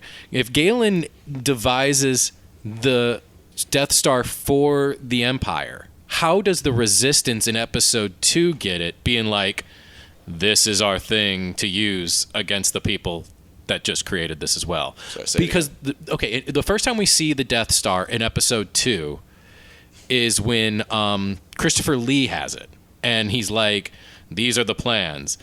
Yeah. But he's like, "We're going to use it against the Galactic Senate." Yeah. Yet it's people working for the Galactic Senate that made the plans. Yeah. And are like in that flashback scene on Coruscant cheers and being like, "We figured it out." Well, but I think the idea isn't that. I mean, I'm sorry. Those were the two, though, immediately, with my just limited knowledge of the films, stuck out. And I was like, that. I also think that scene on, what's it called? I'm blanking on that planet. Geonosis? But Geonosis, thank you. Geonosis. I think that scene was more of a throwaway scene. Okay. Yeah. They wanted to show a picture of the Death Star. Yeah. And so they're like, hey, look at this. We got it. Oh, whoa. I think that's more of that was an Easter egg for the sake of having it in there, and if you, it's kind of like they're trying to retcon that out of existence with this movie a little bit, I would think, or like just ignoring that it even happened in that movie. Also, keep in mind, you could also argue that the original plans for the Death Star were fine, and that because they didn't build that in a day, that they were under construction and they came up with snags, and that's where they pulled Mad in. Because he did say that they'll figure it out with or without me. But he's a genius, so they brought him in to do snags and things like that.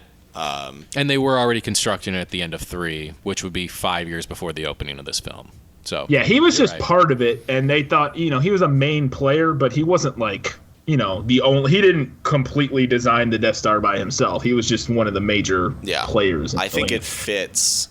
It fits as long as you don't just try and keep poking it. Gotcha. Yeah. Okay. Hold on real quick. My other thing that I was worried about with this final happen? scene, because I wanted to talk about this. When Darth Vader, with that horrible scene earlier, made me worry, I was waiting for it. So the final scene, when she gets the plans and the guy says, "What is it?" and she turns around and says, "Hope," and it pauses, I was so horribly terrified in the theater for like 2 seconds that she was going to say, "Hope. A New Hope," and then the credits were gonna roll, and I was gonna have to shoot myself in the theater. Like, I was like, oh no. I really thought that was gonna happen, but it didn't. If they were to do that, then I would need them to reshoot the last scene of every movie that they've done to include the title of the next movie into the end of their movie. And then it would be I was just worried.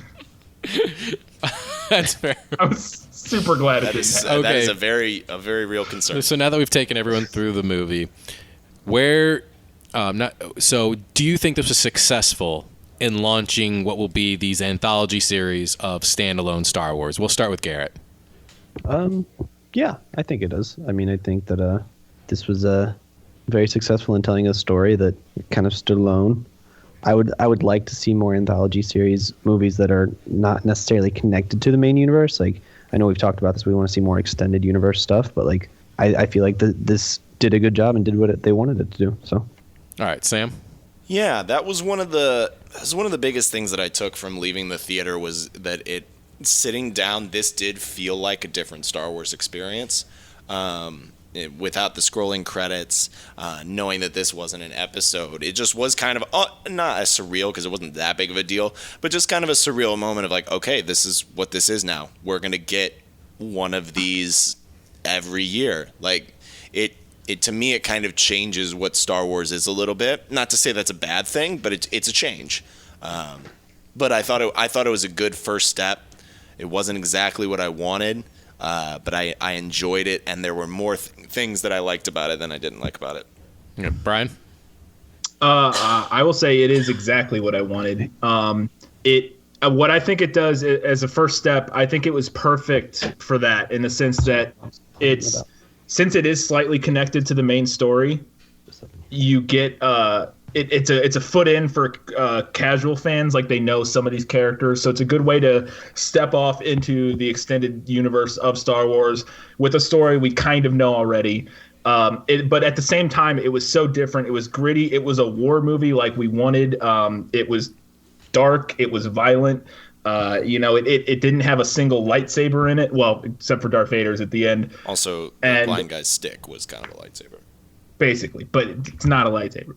And so I thought it did the exact perfect job of what it needed to do, of going, hey, look, we can tell a story in the Star Wars universe that isn't the main storyline and do it differently, and it can still be a really good movie, like a really damn fine movie. Yeah. So I thought it was successful. Yeah, I'll agree with you for the most part. I'm just still, I want to see that Han Solo movie now, only because I want to see one of these anthology pieces that does not take place around a major battle. I still feel like that is the staple of Star Wars, and it should be.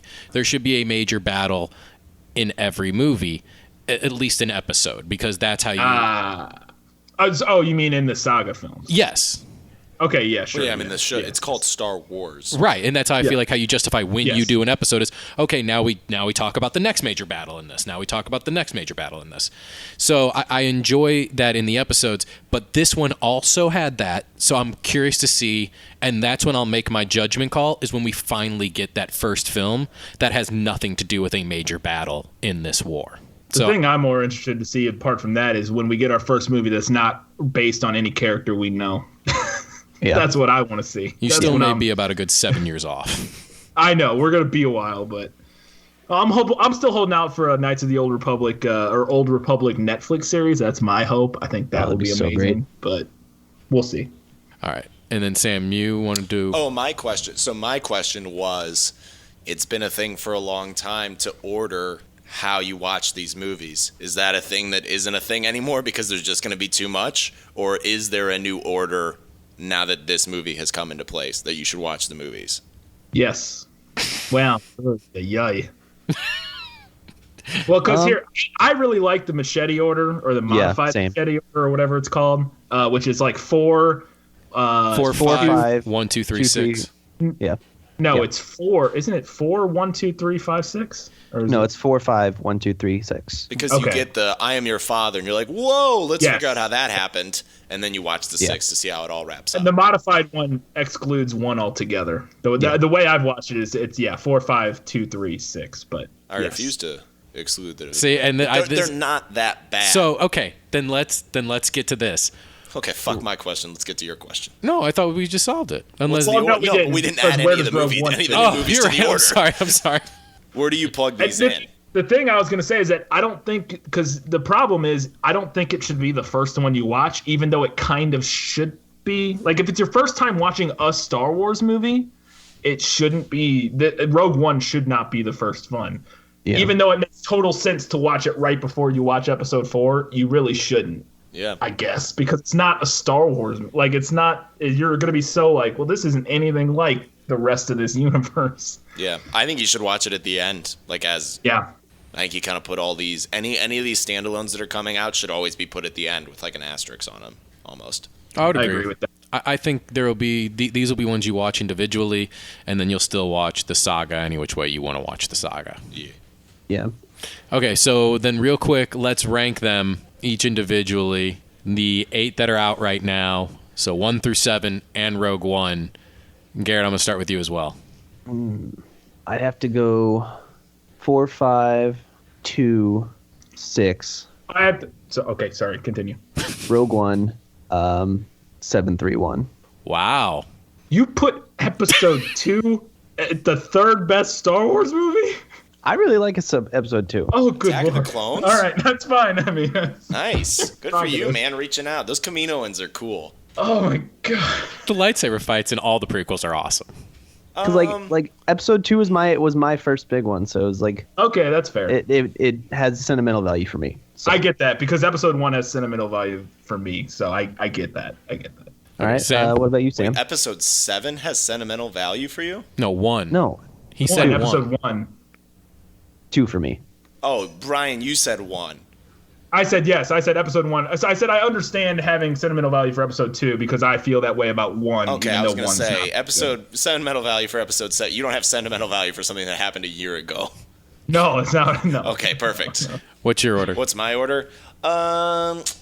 See, I give Return of the Jedi more credit than I think a lot of people do. So I would probably say 4, 6, 5, Rogue One. No, I'll go 7, Rogue One, and then 3, 1, 2. Okay, Yes. Bryan. Sticking with that. Mine is similar to Sam's. Yes. Five is Empire Strikes Back is number 1. I literally can't pick a favorite between 4, 6, or 7. I think Return of the Jedi, for sentimental reasons, it was my favorite as a kid.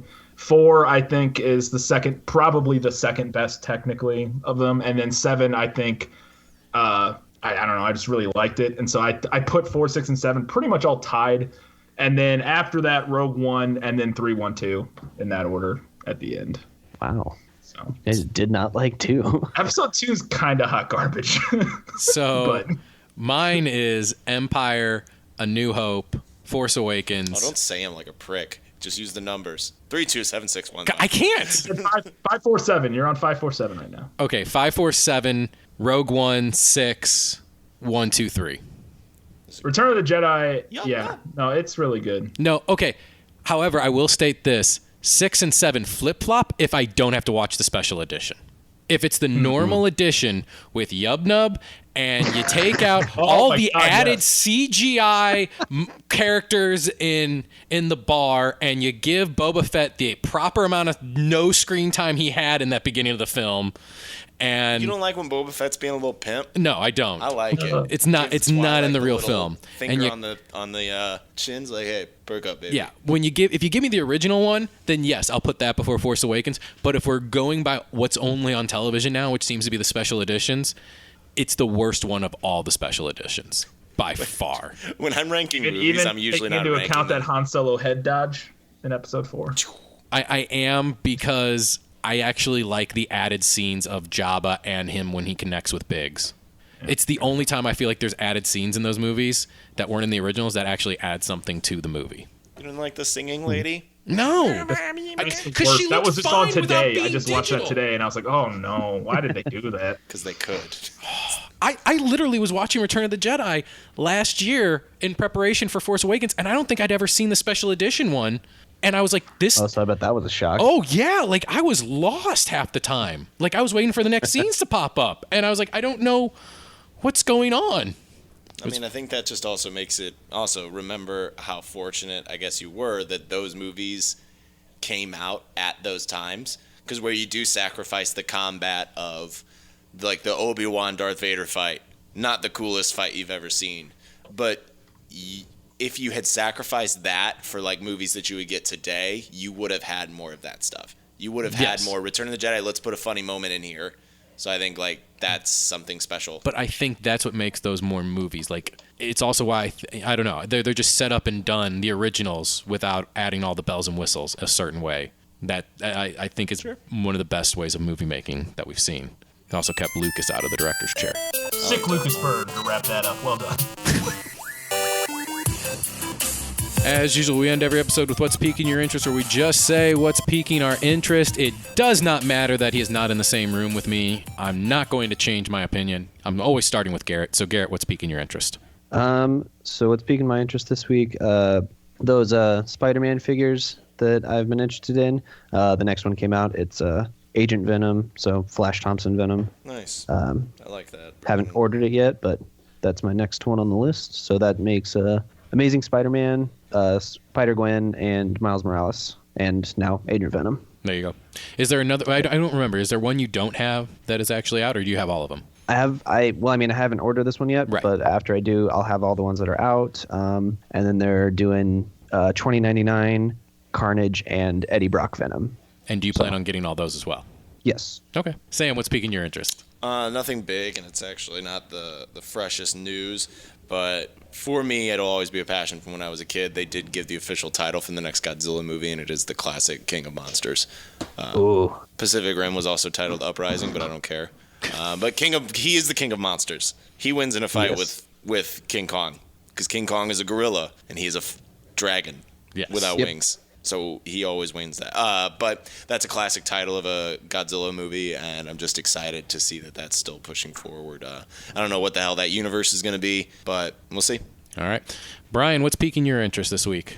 Since I'm only on this podcast once a year, I have a few things. Fair. You can come on more if you want. It'll be quick. So first, I cut my cord on my cable the other day, piquing my interest. PlayStation View. Oh, yeah, If you're nice. looking to cut TV, check out PlayStation View. For $34 a month, I'm getting my TV now. And it has, and the only reason I even have TV anymore is for live sports. Yep. And PlayStation View offers your local Fox Sports affiliate. So if you like watching hockey and baseball of your local team, for me, the Cardinals, I'm able to get those for a very reasonable price per month compared to like my local cable provider. So I'm loving that currently. Nice. That is the a big modern one. day cut the cord from like landline. No, and we always talk about Yeah. it. The only reason we have cable It's is for because sports. it's for sports. Yeah. Yeah. So yeah, like I said, you get your local, and then I didn't think technically you can put in your whatever zip code you want. So if you wanted St. Louis sports, even living in Chicago, you could say. I think I'm not positive about that. So, but yeah, it's way cheaper. It's awesome. It's a great service. Star Wars canon novels. I thought this was a good tie-in. If you're not reading the current Star Wars canon, it's great. I've read so far Lords of the Sith, Lost Stars, Bloodline, and I'm working on the Catalyst, Rogue One Catalyst, which is the one that it's like takes place slightly before Rogue One. All really good. I would recommend Lost Stars if you're trying to find an easy one to get into the universe, because it's a pretty easy read. It's about these two kids. One of them comes up and joins the Empire. One comes up and joins the Rebellion, and they're like best friends when they were growing up, and it's about their relationship and seeing both sides, and really cool stuff. You're not disowning if you the wanna- best Star Wars book series of all time, are you? Sorry, what now? No. That we read when we were kids. Star Wars Jedi Apprentice is still, or whatever it's called, is still Good. Okay, good. still the best book series of all time. Third thing, piquing my interest real quick, Neil Breen has a brand new film. It's out. I don't know if you've ever seen a Neil Breen film, but it's called Pass Through. If you've never seen a Neil Breen film, go on YouTube and search for either Fateful Findings or Double Down and the name Neil Breen, and prepare for your brain to melt. His new one just came out. We reviewed it for our show. We'll have a review out in about a couple weeks. Are you But doing a full it's- episode on it? Yes, Nice. It's incredible. It's mind-melting, and I didn't think he could keep making as insane of movies as he has, and he did somehow. So that's the other one. And then I have an unpiquing my interest. I don't know if we've ever done that before. You know what? Go ahead. Sorry, but Harry Potter and the Cursed Child. Has anybody read this piece of garbage? No. Garrett, No. I feel like if anyone would have, it's you. Oh, we might have lost Garrett. He's dead. Oh, we might have lost No, I'm here. Garrett. Oh, okay. Did you Have read you it? read Harry Potter and the Cursed Child? Not yet. No. Okay. Oh boy, unpiquing my interest is that sorry excuse for fan fiction that was supposedly penned by J.K. Rowling. Good Lord, it is a nightmare, and I can't fathom that the same person who wrote the original 7 Harry Potter Why books is it a wrote nightmare? that Did book. it just seem like a cash grab that was just trying to make everybody happy, or What I think it is, and what I would like to excuse it on, is that I think if you just saw it as a play, and if she wrote it as like a fun play that's a fun experience for fans to go watch this play, and if she said it wasn't canon really, I would be fine with it. But it kind of shits all over the original storyline in a way that's kind of unacceptable to me. what? And to an extent, it doesn't rewrite anything, but there's time, without spoiling anything, there's time travel in it, and it literally reads like pretty piss poor fan fiction for the most part. There's like a couple moments that are okay. I was really disappointed, so that's unpeaking my. I'll sum it up as saying this: Harry Potter's son Albus Potter sexually assaults Hermione Granger and Nice. then makes a joke about it. What? Nice. And that, I'm not joking. That's a you thing didn't that say it happens was in that that kind book. of fan fiction. That's a thing that happens in that book. Wow. So sorry that I had a Nope. little bit extra there, but That should be completely unpiquing your interest. Unfortunately, now I must admit my interest is piqued. Touche. Joe, what about you? Wow. So what's piquing my interest is I may have to borrow your Amazon account, Sam. No. Just to watch TV. That's all. No. Anyway, what's piquing my interest though is a show I really want to watch. So maybe I'll just go out and buy an Amazon account. But The Man in the High Castle, from the clips I've seen and everything else, and just knowing little bits and pieces of the story, season 2 is going to premiere later on this week, and it's just one of those shows that it's a really intriguing concept to me. It's based off the Philip K. Dick novel from 1962, where basically if the Nazis had won the war, what would happen?